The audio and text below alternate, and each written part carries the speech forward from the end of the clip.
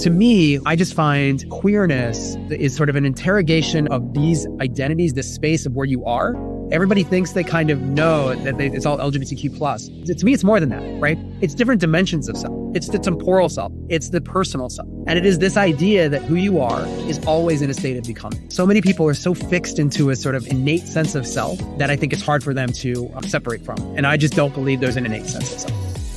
Hello, and welcome to Power Beyond Pride, a queer change-making podcast, bringing you voices and ideas from across our fierce and fabulous spectrum to transform our world. I'm Daniel W.K. Lee, a New Orleans-based poet and director of janitorial services at the Barbizon School of Modeling. Hey. Hi, and I'm Kate, sex worker organizer, femme policy nerd, and harm reductionist. We're your co-hosts on today's Queer Cast journey. In this episode, we're talking power, passion, and policy with the power-packed Shane Lukas. Shane combines his award-winning design career with a life of grassroots activism, fighting for bodily freedoms and queer liberation.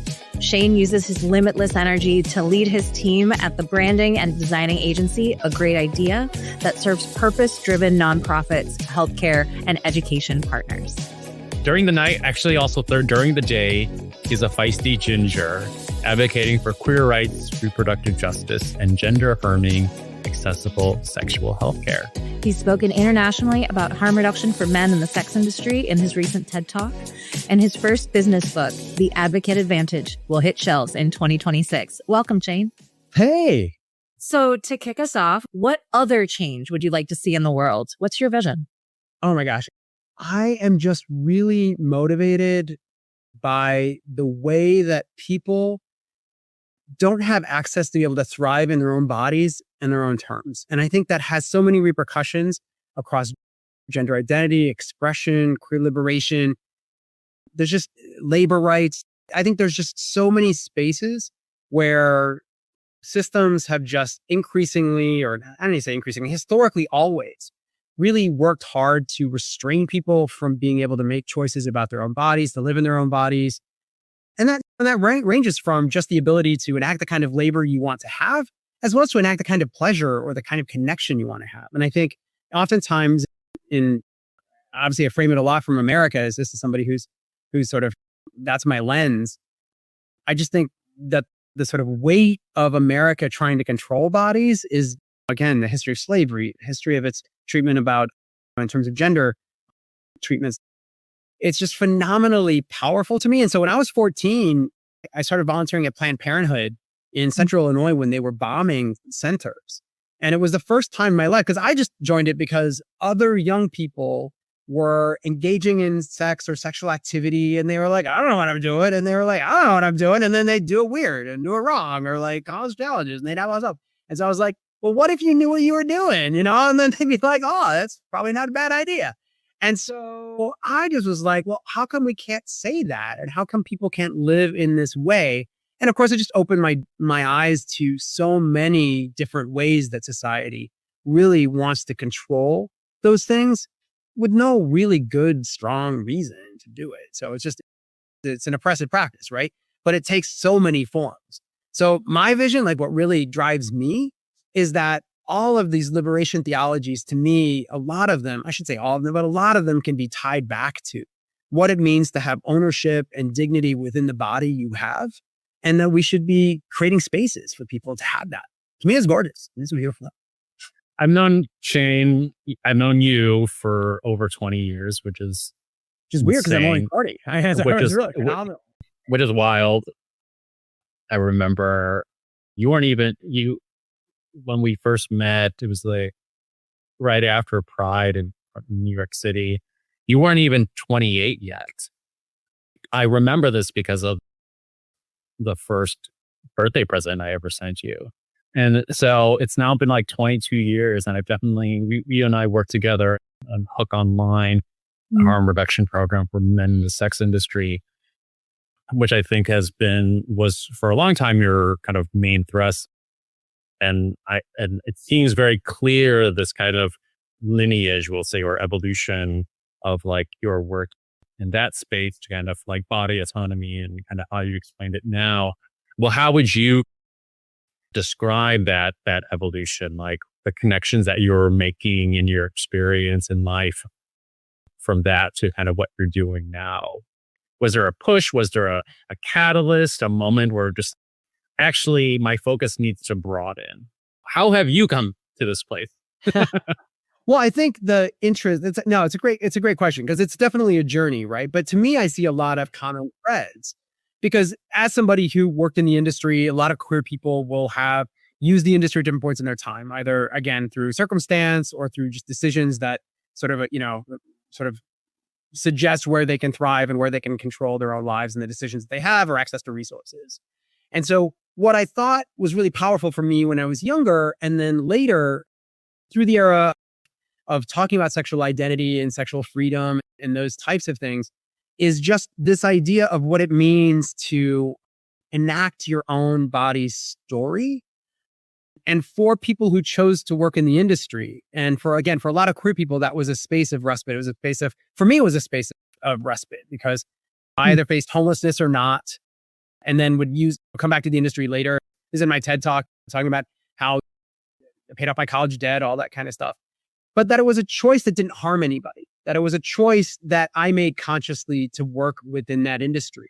And just like it is a choice for every individual who wants to access reproductive care, it is a choice for anybody who wants to access those things to basically choose how they want to come out in the world and live their lives, own their own bodies, own their own control. And for queer people, it's just fundamental because, again, there is so much desire to suppress the identity itself, this idea that one can express or live in an identity outside of these sort of antiquated norms. That I love where young people have brought this conversation so that there are so many different ways to be in the world. And that I think that vocabulary, that just dictionary of ways to exist in the world was just so profound for me that it just tied to so many of these issues around, again, just kind of owning who you are, owning where you want to be in the world.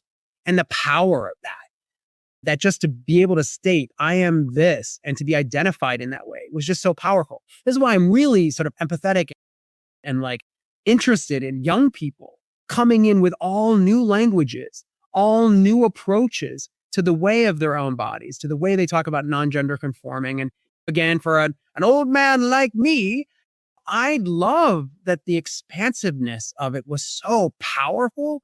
And to me, when I was working with a lot of, especially around sex work decriminalization and around that, to me, some of the liberating part was the provocation because it was such a cornerstone to queer liberation movement. Like we wouldn't be here had it not been for people who were working, who were sex workers, or worked in different parts of the industry. There was no way it was going to happen. Stonewall, led by individuals who are working in the industry. Compton cafeteria riots, ACT UP, any of the moments that existed within queer liberation movement often intersected with those communities.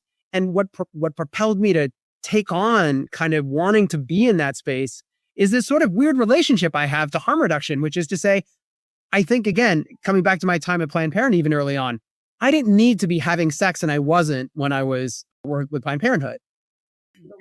For me to protect someone's right to exist and be and live and thrive on their terms isn't really about my own liberation. It's certainly part of that. I'm interested in.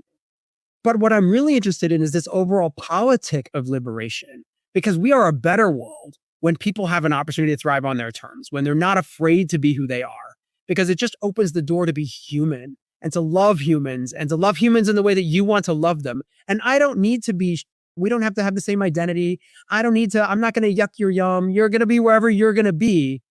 But what a great world it is when people can do that, when people can live and thrive on their terms. So to me, that's the thread throughout all of my work, all the way into A Great Idea has the Freedom for Everybody campaign, which is really, again, about bodily autonomy and looking at coalition building because an attack on one is an attack on all when we talk about trans rights, queer liberation, and reproductive justice, because they're all talking about attacks on you being able to live and thrive on your terms. And so it's going to be a thread probably for my entire life. As I age, I think about it too. What does it mean to own your own body? What does it mean to, at some point, if I choose to no longer exist, that's a really important decision. If I hit a point in illness or I hit a point in quality or variety of these things, they're very difficult situations and I don't know how I'm going to feel. But that's the kind of crux of the work around harm reduction that I loved, is that it's not about my decision, it's about your decision and the freedom for you to make the decision on your terms. And that to me is just a thread that is always going to be, I think, my approach to things. I'd love to really quickly just ask a little follow-up that's it's a little thread.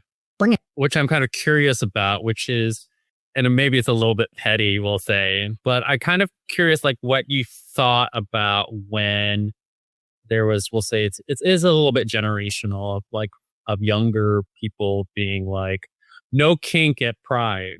Like speaking of yucking yums, right? Like kind of what was your initial thought? And then when you kind of thought about it, or I don't know if you did, but thought about it more broadly, what does it say about the movement in terms of intergenerationally, like this idea that kink is somehow anti-liberatory or against the grain of quote unquote gay rights?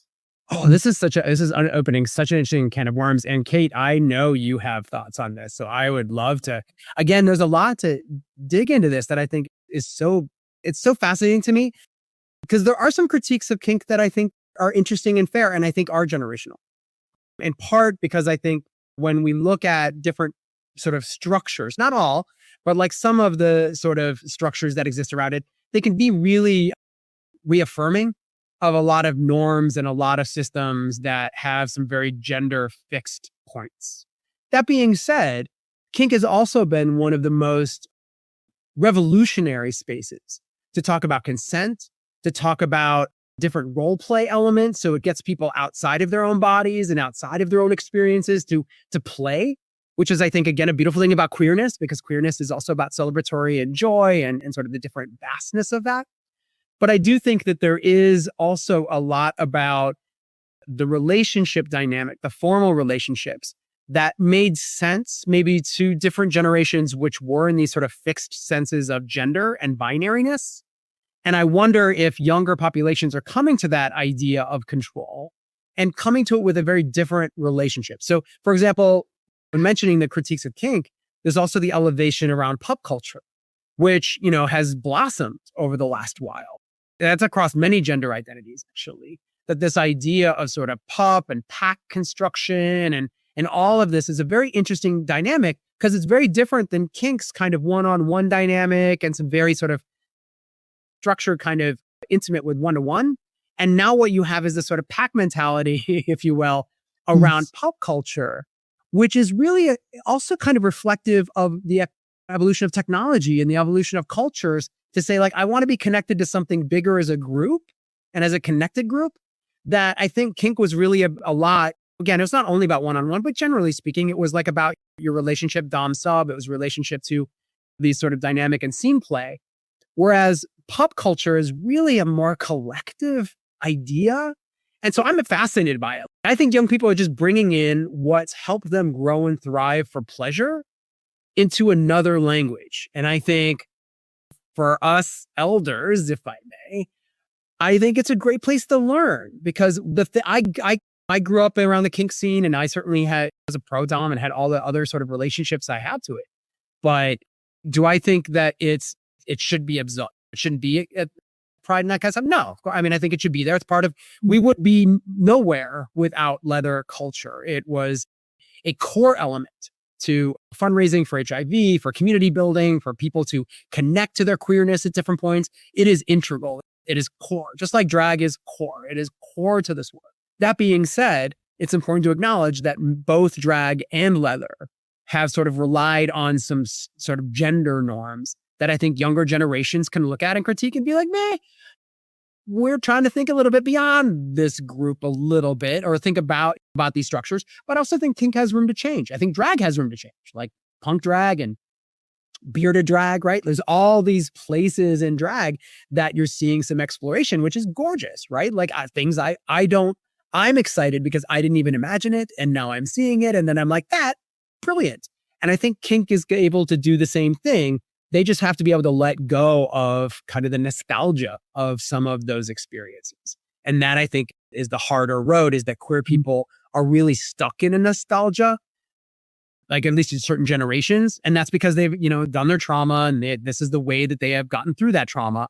But part of us growing as a community is getting beyond it a bit to start to have the imagination and be like, wow, I never thought that this is what pleasure could be like for a population that doesn't experience homophobia or transphobia in the same way.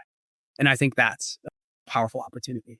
So, Kate, I don't know if you have anything to add to that, Kate, but that's my response. Oh, I think we should absolutely have many longer conversations about this in particular, and especially like the queering of kink and really investigating a depth of kink that I think often really gets left out. I think kink is very easily aesthetic. Mm-hmm. I love that. And I think that it makes it's the difference between tokenization and actually integrating. Are you understanding the depth of what's there? Or kink is super pretty. Absolutely. And fun and pleasure, right? Like, I think I don't want to lose sight of pleasure. And I think what I'm excited about is that queer communities, when we talk about queerness, we have to talk about oppression. We have to talk about, as I responded to earlier, what it means to own your own body, what it means to own agency. But it's also part of that ownership is pleasure. And this is not a system that rewards a conversation about pleasure. So do I want kink people at Pride? Absolutely. Do I understand that we have to have spaces where, like, we're going to create a big tent and allow people in different spaces to feel safe and secure? Yes, of course. Absolutely. But I don't also want to shy away from the power and importance of sexuality and gender identity and gender expression. We're going to take a short break. Please don't leave us. We're desperate for your attention. We'll be right back. And we're back. I just wanted to circle back really quickly and tug on another thread, something that you mentioned, kind of gestured towards, which is this idea of political nostalgia, which I think has kind of been a little bit of our plague here in the US. Certainly, it's been the kind of rhetorical and narrative thrust of the MAGA movement. And I'm sure plenty of us are a little bit nostalgic of a kind of earlier time, maybe for various reasons.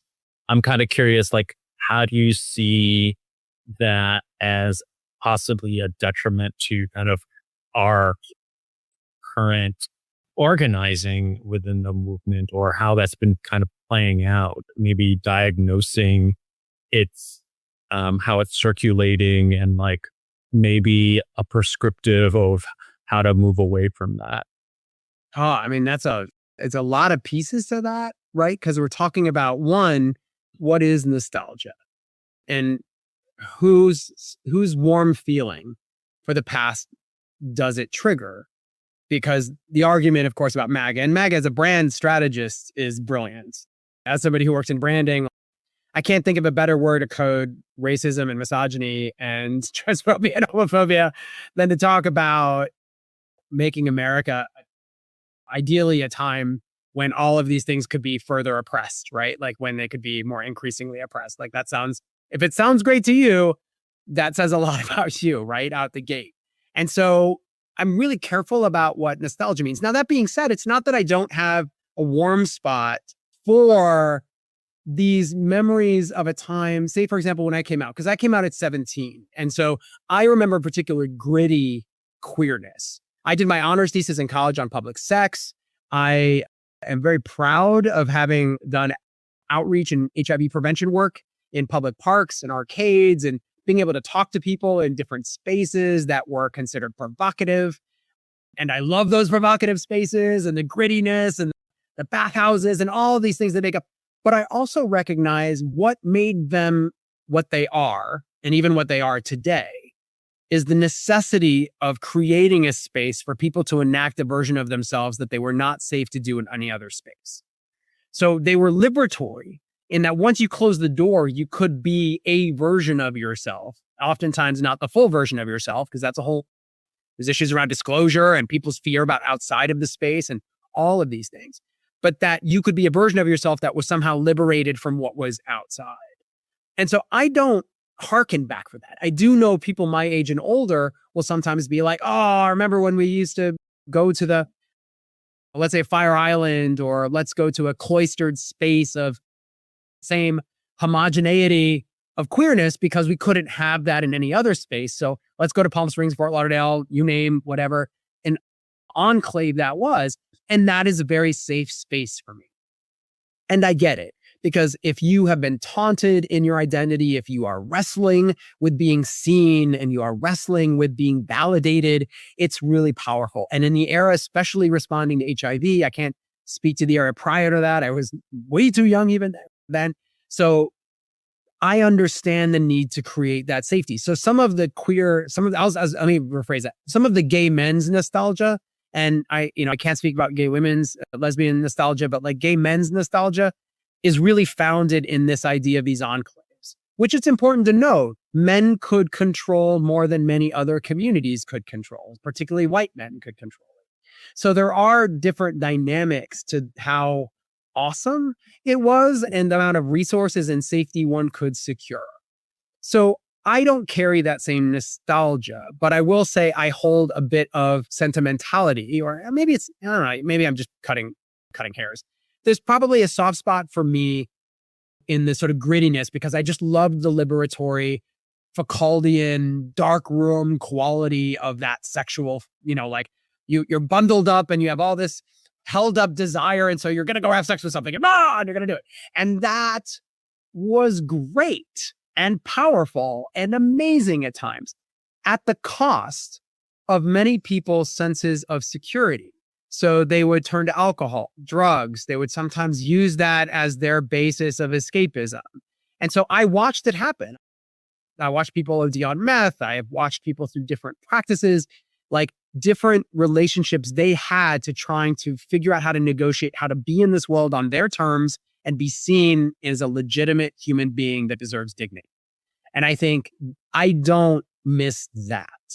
So what I hope for is that we're able to create spaces of that freedom, but that don't require that same response to, again, essentially oppressive homophobia, transphobia, all of that, right?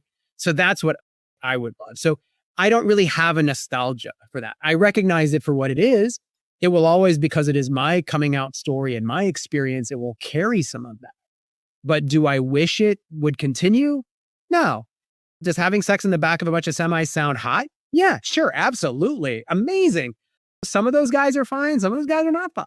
I don't wish that upon. I don't think young people have to be re-traumatized to validate their identity. I think they are going to bring us new traumas. Hopefully, just like their peers. Like, hopefully their biggest challenge is that they don't have enough TikTok followers. That's so much better than suicidality. It's so much better than other things that many other people were dealing with and are dealing with. So traumatic. Yeah. So traumatic. Yeah. May they have their same beefs about homecoming as their peers. That's what I fight for, right? Is that be the issue. And so, again, will I have a warm spot for? Absolutely. Do we need to recreate it? No. Because young people are giving us a new version of the world with new pleasures, new discoveries, new ways of seeing things. And I think we have to be ready to move with them. So I have a follow-up question to that. We've been talking so much about change, about what's coming next, about how we find our inspiration and our catalyst for change. And also, what we're doing in these conversations is archival work. And it is about remembering that we exist while we live under an administration that is trying to erase us physically, conceptually, and commit the incredible violence of cultural genocide every single day for us and so many of the communities that we also exist in and that we ally alongside. So when we're talking about this and when we're thinking about this, how do you think about what we need to bring forward and save? And what is the nostalgia that we can leave behind? How do we know if we're throwing the baby out with the bathwater around as we are burning down things and things are collapsing? I specifically put the alliteration in there for you. So don't worry. I gotcha. I feel seen. Thank you. I feel seen. Yeah. What do we preserve? I think that's a great question because I've been really thinking a lot about queer liberation ideas that were introduced from the early movement Sylvia Rivera, Marsha P. Johnson, many of them. Foucault is obviously a big influence for me. So there were a lot of queer thinkers and activists and people who certainly had a profound effect on me. And so I do think there's things that we do want to retain, because as we access more opportunity, resources, and privilege, and I would say over the last 20 years, one thing that LGBTQ plus people were able to do that other communities, particularly communities of color and women as well as cis women, took a long time to get the level of visibility once those sort of conversations started. And I think because LGBTQ people were already in the room with privilege, they were able to access those things faster. So I always refer to it as those are the most amounts of privilege move further forward fastest. And because people who look like me, people who had resources, were able to accelerate that conversation. Now that happens in conjunction with a public empathy during the HIV crisis. It's not unrelated to that empathy, but it happens very quickly between essentially 1980s, early 1980s and 2020. We really saw such a rapid representation and sort of flourishing of the conversation. I won't talk about rights. That's all another conversation, but a flourishing of the conversation.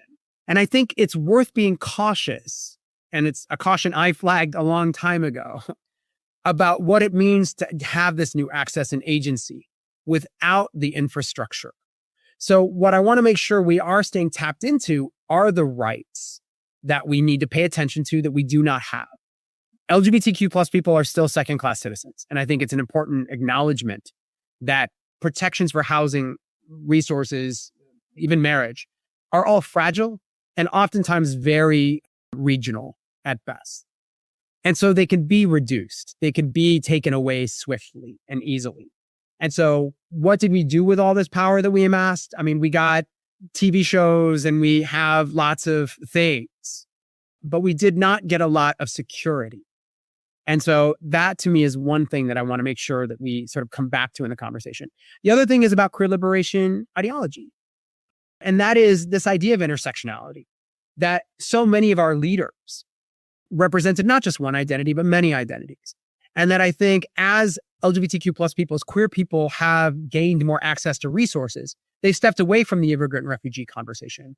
They stepped away from the issue around reproductive justice. They stepped away from housing. They stepped away from all of these things, when in reality, they are central, and that all of our community represents such a vast network of people that I think it's important that we come back to that basic idea that queerness does not ever live in isolation, just like racial identity does not live in isolation, gender identity and expression do not live in isolation. And yet we have treated it very much like it is a one issue conversation. And so I would like us to see that thread continue forward. And I think young people get that. I think they see amongst themselves and their peers, because their peers are not just homogenous, as I think my peers and my generation really sought that insularity. I think younger generations, in fact, enjoy the heterogeneity of their communities. So I think there's room for them to carry that. Now the issue is for older populations, older people like me who have more access to resources, how do we support that conversation and support them also moving forward with this idea of what it means to be seen as an intersectional identity? And I think that to me is the thread that I want to see move forward. I'm going to throw something out here. I don't have a answer to it, but I'm kind of curious for Shane and for Kate, this kind of in our current political moment, right? Obviously, this very aggressive kind of attack on minoritized identities, that maybe we are in a moment, or this is a moment where let's call it re-enclaving is actually a necessary or a fertile tactic to reunite against the attacks of the state of the government, right? There is a necessity to recreate enclave, whether it's actual physical or a kind of, I don't want to say tribalism, but a kind of unified sense of purpose that we haven't had since since we were in like the West Village and had like flags everywhere and said, these are political aims are, right? I'm not saying that we have to go there, but maybe there is like a reason to recreate that idea of enclaving. I'm just throwing that out there because I don't really know what other kinds of, I want to create space for other tactics and maybe looking back to that maybe nostalgic moment in our heads of, oh, what it was like to be in the West Village in the 1980s and whatever it was, or 90s, for me, maybe there is use there too, right? So what I'll say to that is that part of me lives in a little bit of conflict, because I think what you're arguing is there room for a type of segregation? Because that's essentially what insular spaces were. And I think in my own learning around social justice and being in community with very different communities and having conversations about racial justice, having conversation around gender justice, there is an argument that one of the things that did the most harm, arguably for the kind of the right reason, and I should say kind of the right reason, the right reason, was desegregation. In part because Black communities had constructed an economy that essentially started to build up class power and class construction and a lot of capabilities, and really a strong economy, like again, a strong education system, a strong economy, all of it. And it did it in defiance, certainly in an oppressive environment. And again, I want to honor that, like, in spite of many aggressive and harmful and terrible, horrendous things that were done.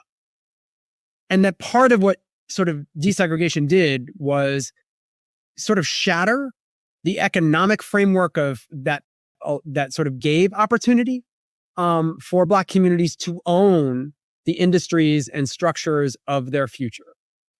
So I say that because it is informed, and that conversation and that line of thinking has been, I think, insightful. It's one of many different strategies. There's critiques to that, and there's fair critiques to that. But for queer people, there is a conversation about what does it mean when we have sought affirmation so hard, we have sought to be normalized so much that we have actually given up perhaps some of the core, what I would argue, intellectual opportunities to redefine what relationships and gender identity and all of these things could mean to be in a society where people can exist in their full selves on their terms in their own way.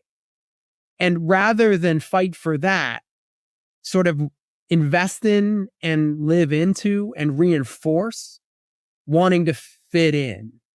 When I would argue, I don't think the people who fit in were all that happy to begin with in the first place. So is there an argument to create a more, and again, segregate is not the right word because it's sort of loaded that way, but to create more insular spaces for queer power? I think there's room to say that. There is a lot of economic power, intellectual power, creative power. I mean, where would the arts be without queer people? And so all of this, there is a question as to what is it then to basically, and I'll use this as an example, we can officially just hire queer people. It is not a protected class. So we could officially say, I want to hire queer people only. And it is a legal thing to do because it is not a protected class. Now we talk about it as if people could be fired for being queer. Also true. Also not going to change anytime soon. But you could show defiance by making that all you hire and specifically demonstrating. So is there room to create these sort of insular spaces? Possibly. And I think that may be a way to act in defiance in an environment that does not want you to exist, that wants to suppress your existence. And I think there is a lot to unpack in that. And I think I find it fascinating. And as somebody who really wants to see queerness and all of its spectrum really flourish, I'd like to think that that's a way we could respond. Yeah, I think my thoughts are not dissimilar. And I think, when you're talking, Daniel, about enclaving, I think my mind went in a few different directions because I think that might be talking about a few different experiences where part of this, and Shane, you were talking about this, part of this is the creation of safety, of literally just, we have to create an enclave because it is the only place for us to be safe. And then I think that also goes into part of the question of what is the purpose of that space and what does that space exist in? And I think it was Trevor Noah who got in trouble a few months ago for talking about segregation and talking about the limitations of desegregation. And what I heard from his comment, and he's got a lot of flag and a lot of commentary on his comment, but what I heard in what he was saying was we have to talk about the fact that Black folks in particular were asked to assimilate into a system that did not adapt to uplifting Black lives, Black power. So we asked people to assimilate into a white supremacist structure, and we have to talk about the legacy of that and what happened. And I think, are we talking about enclaving in a way that says, I want a space for community connection? Are we talking about enclaving in a way that says, I am divesting from a system that will never allow me to thrive? Because I think those are two different conversations. And I think, Shane, you're right. One of them is about desperate need for the ability to have a house, to live outside of white supremacist violence, homophobic, transphobic violence. And so I think that if we're talking about enclaving, that I think we have to ask ourselves why and whether we're ready to make the decision about divestment. And I think especially right now, I mean, we're in a political moment where even the shitty systems that we have spent our entire careers critiquing, I'm absolutely guessing that no one in this conversation thought that they were ever going to have a moment where they're like, look, I know I said a lot about PEPFAR in the last 20 years, but we really do actually need to talk about what the impact of PEPFAR was. And so while we're seeing the systems that we've spent our entire careers critiquing for failing us, fail everybody, I think it's a valid question that we should at least respect the question of what is the level of divestment that I am going to make from saving a system that never actually meant to save me? That is a great comment. And we're going to take a quick break and hopefully get back on that. We'll be back in a moment. And we're back. I really love what you said there, Kate, because I actually think about it in context. I think about it in terms of Chinatowns and in a way how it too was also kind of reproduced existing structures, especially capitalist structures that really was set up to not allow them to thrive fundamentally unless you kind of play the capitalist game, which is actually a critique also of the limits of kind of any movement where it's like supporting name this identity businesses, right? Like the limits of capitalism to uplift everyone comes into play, right? And we have to have a serious critique about the kind of like consumption or capitalist modes of liberation, or whatever that is allegedly. What I kind of want to pull on a little bit more and maybe explode is this idea of that Chinatowns and Harlem or West Village or Castro, these what fundamentally became imagined spaces as well, not only actual physical spaces, but imagined spaces for these minoritized populations to allow people to feel free or think that there is a place for them to be at home, right? Or safe. And I wonder for you, Shane, what does the new imagined space of the world look like? What do you want to see in terms of a transformed world?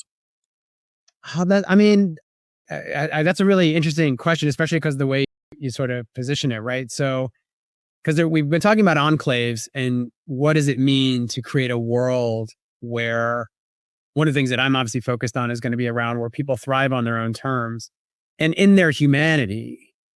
would there be the same need for these, we'll call sort of segmented versions of self in order to create community? Because there is an argument around humanity, right? Like that early tribal communities didn't require a distinction of self because the communities were small enough that it was not required to create the same kind of distinction of self. And the larger society gets, right, the more we start to have neighbors and then neighborhoods. And then like we start to create these spaces because the brain can only handle connections to so many people at a time. That is just the fundamental of cognition, right? We can only do that. So we are going to create communities of some connectivity and shared experience or shared identity, shared ritual, shared faith. All of these things create that element, that connector. So I don't know that there's this sort of utopian variant where we absolve ourselves of having these things. I don't know a humanity that would also be able to create art and work through dissonance if it couldn't sort of deal with those things at some level. And so I'm also scared of a world that doesn't have some level of dissonance. Now, we could talk about reduced harm. We could talk about what it means to address suffering, what it means to where all these things are going to exist. But I don't know of a utopian version of the world where you would not have some people who would attempt to create a like versus like or like different than like moment. I think it's how we approach that different likeness. And I think that to me is more where we create a society that is a bit better because it's one that's full of curiosity and feels, again, don't yuck my yum is kind of an easy shortcut to that in that my experience is not your experience and it's just as valid as my experience. It's not more valid. It's not less valid. It is as valid as an experience, as a humanity. And I think that is a great starting point. And then I'll be honest, I'm curious what people would do. I don't think we're going to get there in my lifetime. I'm willing to live in the investment and the fight to get toward a space where more of that is possible, where we are philosophically and ideologically moving toward that. And I think that's all I can ask for in this life is to contribute in that conversation. Because my hope is whatever version of that world would come out of it is beyond anything I could imagine now. And I think I have to, in my work and sort of coming to activist work and doing it from a young age and the people who inspired me and the people I've lost along the way, I think I very early on came to terms with my own mortality and that it is not my job to see it finished.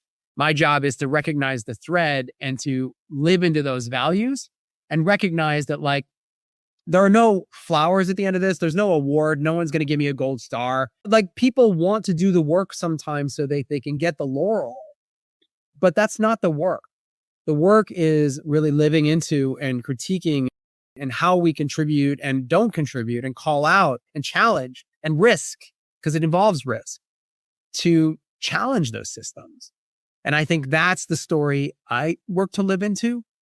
And the world I want to see is one where people are encouraged to do that, to imagine beyond a system of oppression that feels familiar and really be curious and deal with the discomfort that comes with a world that might be more liberating, but with that liberation comes different feelings. But with liberation, if we've not experienced it, it also can be uncomfortable and weird and awkward. And in many cases, even the start of it can sometimes pull some communities back into reinforcing oppression just because it's familiar. Coming back to that conversation around nostalgia prior. And that to me is more dangerous. So my hope is to try to encourage people to be like, yeah, it's uncomfortable and it feels weird and it's going to feel weird and it should feel weird because it wasn't good before. So our goal is to make sure that whatever feels how it is now, that awkwardness is just us living into maybe some change that is about to happen or is happening. And that's that I'm excited. So I would love to ask and pivot just a little bit. We've talked so much about queerness and about community and connection. And Shane, I imagine you identify as a queer person. When you say that, I am a queer person, what does that mean for you? That's a really great question because I came to queer I came out at 17, and my girlfriend at the time, who I adore, and they are amazing and still good friends of mine today, really convinced me that bisexuality made more sense. And I mean that intellectually. Like, it was not even an issue of desire so much as it was like, I hadn't really thought of my own emotional relationships in this different context. And I really valued that. I really appreciated that. And then started to live into queerness in theory, because to me, it is about recognition that there is more than one path to thrive and that they're all valid. And then I live within this set of desires and this construction now, but I might not in 5 years. And I definitely wasn't the same person 10 years ago. And so we're always living into our own desires and our own identities and our own relationships in the current moment and in the next future moments. I think what makes that queer is because it's always interrogating the current moment and the future moment. It's always looking at it like, is this the way it is because I want it to be this way? Or is this the way it is because this is the most familiar? And I want to sit with that and be like, is this a story I want to write? And if it isn't, what is it to step into this discomfort? Now, I have been very fortunate, and I recognize that as a white, cisgendered, educated, raised relatively middle class person, that I've been able to express agency in ways other community members may not have always had access to.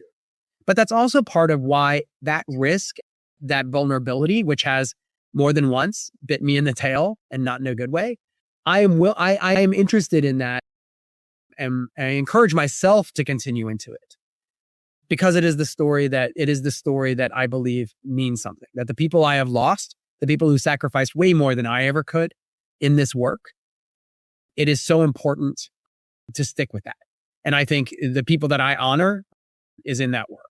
And so to me, like, I just find queerness is sort of an interrogation of these identities, this space of where you are. And I love it. When I teach on queerness, I'm like, you know what? Everybody thinks they kind of know that it's all LGBTQ plus, but it's actually more, to me, it's more than that, right? It's different dimensions of self. It's the temporal self. It's the personal self in so many ways. And it is this idea that who you are is always in a state of becoming.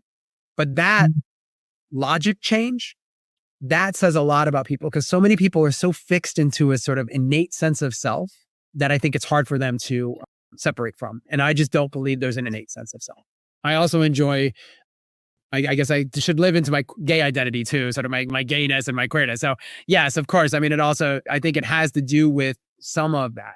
But I also want to honor, there are people who are ace, there are people who are asexual, there are people who are poly, there are people who are in varying modes of identities who I think all fit within this sort of larger queer umbrella. And I welcome them, because I think they are, like I said, interrogating, but also just questioning existing systems and creating the validity of paths that are not mine, that are different. And I really am grateful for them. 100%. 100%. Shane, I mean, I've known you for a long time, so a lot of this is not so new to me, but I really want to thank you for taking the time to share so other people can know how great you are as well. Before you leave for the night or the day, we do have a few quick fire questions, so everyone else can hear a little bit more about you. The first one is going to be, what is your favorite midnight snack? Wow. Well, first, let me say thank you, by the way, to both you, Daniel and Kate. Yeah, you are very much near and dear to my heart. So thank you for this opportunity to share and be in conversation with you. So I want to say that. What is my favorite midnight snack? I mean, cookies, right? They're just easy. And especially if there's a whole bag of them, and those Thin Mints, support your Girl Scouts. They support many communities, support them, buy all those Thin Mints. If you don't want to eat them, send them to me. I'll eat them. I actually just made every year from Troop 6000 in New York City. You can order online. It's a troop entirely of girls who are involved in the system and homeless. And they will ship you your cookie order. And every single year I order an annual supply. So I just got my box. So in other words, midnight snacks at Kate's. Next question. What attracts you to people? Wow. I am definitely a sapiosexual, I think. I think there's a couple, like, I think like sexually play for like a little bit more, I would say, stranger sex. Sometimes it's just kind of brutishness, I think will do it. Given like actual regular like connectivity, I'm definitely a sapiosexual. I really like ideas. I like people who bring ideas. I love learning. I love, I think new experiences are really exciting for me. And I don't just mean like sexual experiences, but I just love, I'm a big music person. So yeah, I would say what really turns me on are people who are smart, uber sexy to me. Come on, high IQ. Come on, Mensa. All right. If you could have another career, what could it be? Or would it be? Wow. I really wanted to do, essentially there's an area of this is going to be really intellectual. I wanted to go to grad school at one point to do narrative psychology and to do research in narrative psychology, which is really about storytelling. So it's not, I guess it's not wholly dissimilar to what I do now as running a branding agency, but it was really about how people come to cognition, and that really were built on stories. And so what I'm always interested in are the gaps in stories, or the construction of stories, the self-construction of biography. And so I probably would be, again, full geekery here, clearly some sapiosexual. I'd love to say my answer was like firefighter, but like that hard. So I admire the firefighters. You got all my admiration, especially all you out in California. I love y'all. But woof. Yeah, I'm probably better off in the ivory tower thinking thoughts. So I would say probably that's the thing I'd probably do otherwise. I did study to be a TV news person. So that was what I got my degree in. So I would be doing TV news. But at the time, the problem was everything was like a live shot. Grandma builds nest in garage live at 5. And I was like, I can't do it. I wanted to do the really good stories. So I won the Freedom Forum and the RTNDF for doing like these investigative stories as a college student. And then I went into the real world and they were like, you're funny. Elevator kills 5. That's pretty much what we've got. That's the story. And I couldn't bring myself to do it. Like it was too hard for me to fake it. Yeah. So I would say probably in another life, I probably was a CNN person, maybe. And here I thought you would say kink photo model. Kink photo model? Well, I did actually literally Kink magazine in Spain. And my 35th birthday, I modeled for Kink magazine, which is the Spanish version of Butt magazine, if you know what butt is. And I decided for my 35th birthday, I would model for these 2 guys who are amazing photographers who photo for Vogue in Spain. And they run this magazine called Kink. You can look it up. I don't know that my issue is still available, but they do amazing work. And so I was literally a kink model. And I was a kinky boy of the month in 1990 or something, 1998. See, it could have been a career. It could have been a career. It could have been a fighter. It could have been a model. Dinner date or movie night at home? Why at home? Movie night. Cuddles. Yeah, for sure. That was an easy one. And finally, what's the national animal of Australia? What's the national animal of Australia? Yes. I mean, I want to say it's the koala, but now I feel like it's a trick question, that it's going to have to be like an emu. No, it's going to be one of those. They have these birds that are like amazing, but like I want to say vuvuzela, but that's like an instrument in Brazil. But like they have like a great name, and it's like a tzatziki bird. No, is that the one? No, maybe something like that. Anyways, I'm going to say koala. Greek yogurt, yeah. It's tzatziki. Yeah, is Greek yogurt dip. It's the bird and the dip. That's tzatziki bird. Yeah, I'm going to go with koala. What is it? I honestly don't know. According to one of our producers in the chat, it is the kangaroo. Oh, that was my other guess, but I thought koalas are so cute and kangaroos are mean. No, kangaroos are very nice. Oh, are they? Yes. And koalas are super mean. Oh, koalas are super mean. They're very ornery. But kangaroos, when I was in Australia 6 years ago or whatever it was, yeah, you could go to them and they will literally hop up to you and you could feed them. They will take food from your hand. They're very kind. I just picture them with boxing gloves because of cartoons and like growing up. Yes. I think the cartoons have misled you. Not the first time. I'll tell you, the first time I fell off a cliff, I was like, oh, wait, I don't want to stay on this thing. I imagine the people you were trying to do Wonder Twins powers with was as a young one. Oh, I would love that. I wanted to be Wonder Woman. My brother won't let me forget that when I was in grade school, just because it was amazing. She would just turn and like, just boom, I'm superhero. I love that because I was like, who's going to find a phone booth in Illinois? No phone booths in Illinois, but you could just spin around. I can do that. With amazing hair and fabulous accessories. Yeah, I did not have that hair. I'm jealous of that. Like, yeah, definitely Linda Carter. You got my love, Linda Carter. You got it. Love it. And that sounds actually like a perfect note to wrap on. So thank you so much for joining us today. Shane, thank you so much for the work that you do and all that you give to the folks around you and your community and to this world. This was a really beautiful conversation, and we're really excited to have more. Thank you so much. Thanks for me. That's all we have for today's show. You can learn more about Shane at shanelukas.com, and that's Lucas with a K, and agreatidea.com.